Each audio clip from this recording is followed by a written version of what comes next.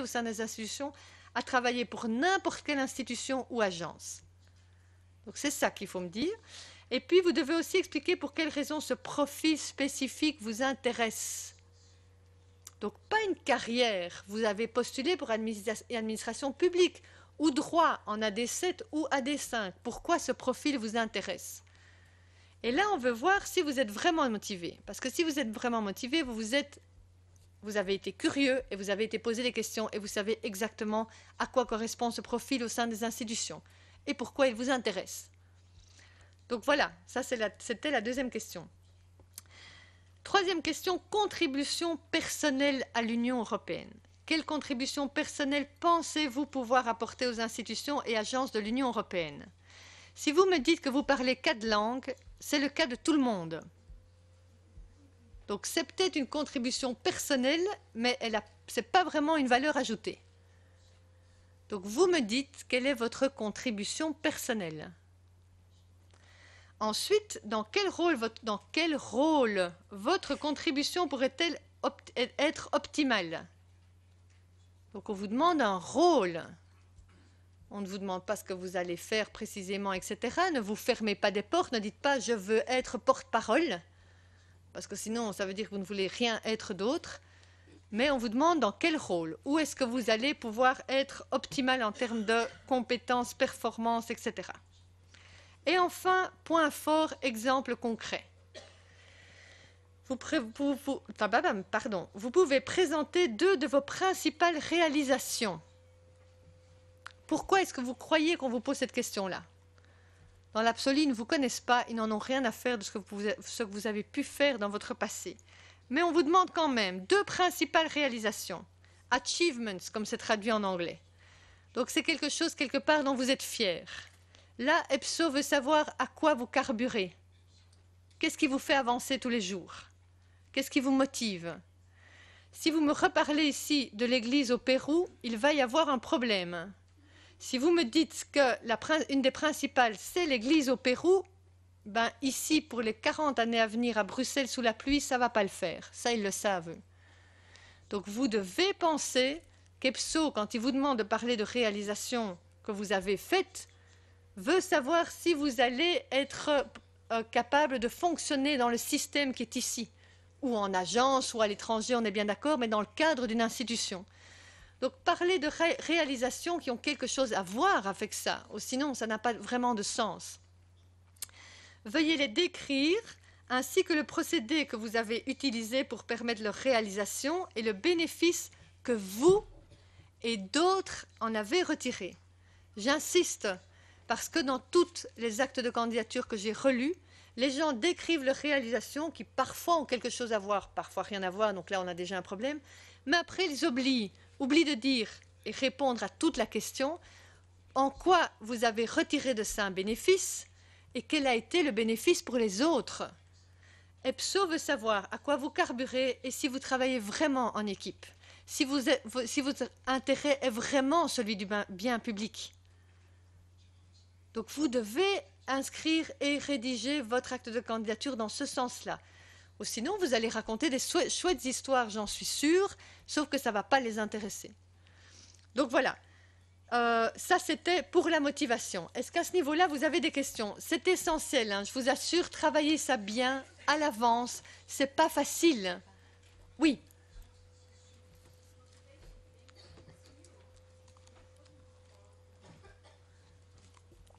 It was in the previous one, AD 2010, but before not. Okay, so that's why they want to see through this as well. When I say that with what is your own motivation, what makes you wake up in the morning and come at work with a smile, happy to work and be performant. Otherwise, and if you don't describe something that shows that, you are not answering their question. Oui?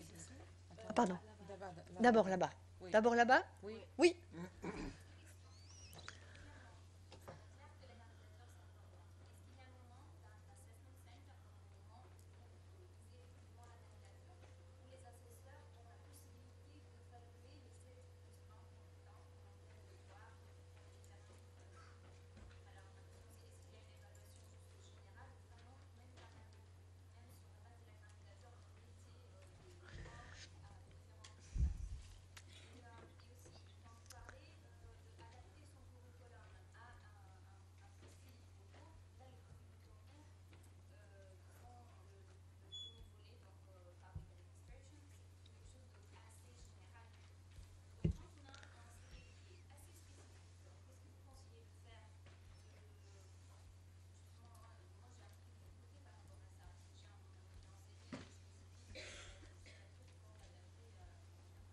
Ok, donc la question est de savoir, je vais les prendre à l'envers, comment est-ce qu'on adapte son CV au profil du concours? L'administration publique en AD5 et AD7, c'est la même description des fonctions.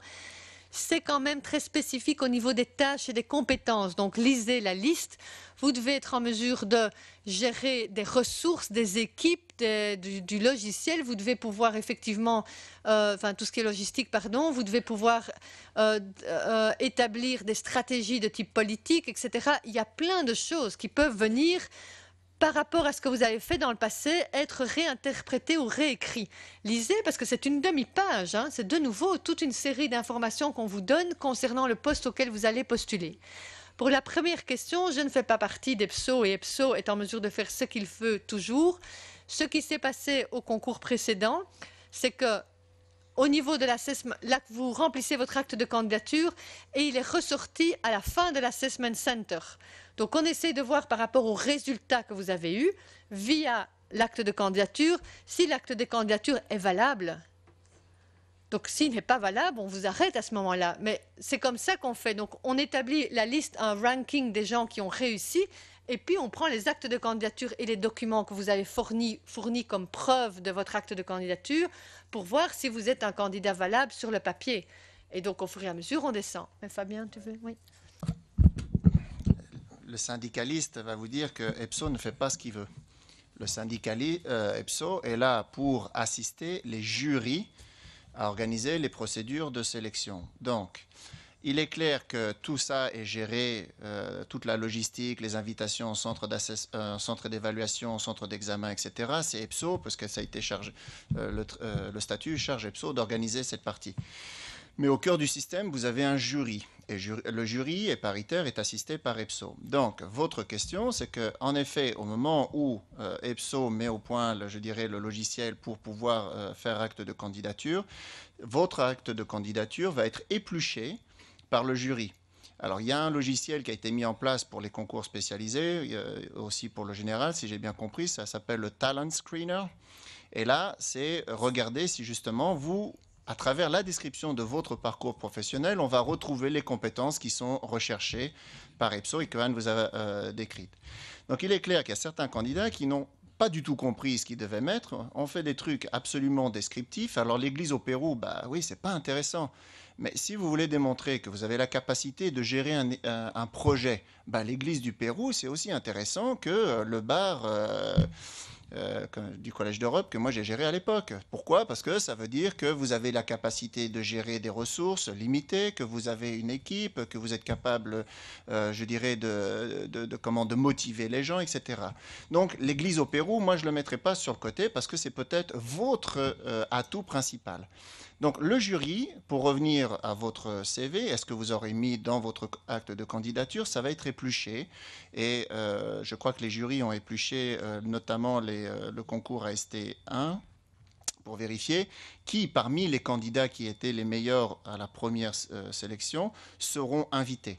Et là, je peux vous dire qu'ils regardent lettre après lettre, parce qu'évidemment, si vous organisez un concours AST1 secrétaire, vous n'avez pas envie d'avoir des universitaires déguisés en secrétaire. Ça arrive. Et donc, le jury est tout à fait autonome, tout à fait souverain, et peut décider sur base d'une grille d'évaluation qui a été présentée dans le journal officiel, de dire « vous n'avez pas les capacités nécessaires, vous n'avez pas l'expérience pertinente pour pouvoir continuer ou être invité en centre d'évaluation ». Donc c'est pour ça que Anne vous dit c'est essentiel que vous ayez compris ce que vous devez mettre dans votre acte de candidature, parce que si vous êtes à côté de la plaque en pensant que c'est simplement remplir un formulaire pour je ne sais pas quelle enquête de satisfaction, vous êtes à côté de la plaque. Il faut retrouver un certain nombre, je dirais, de mots-clés, de descriptions précises d'une motivation. Autre élément qui n'a pas tout à fait été abordé,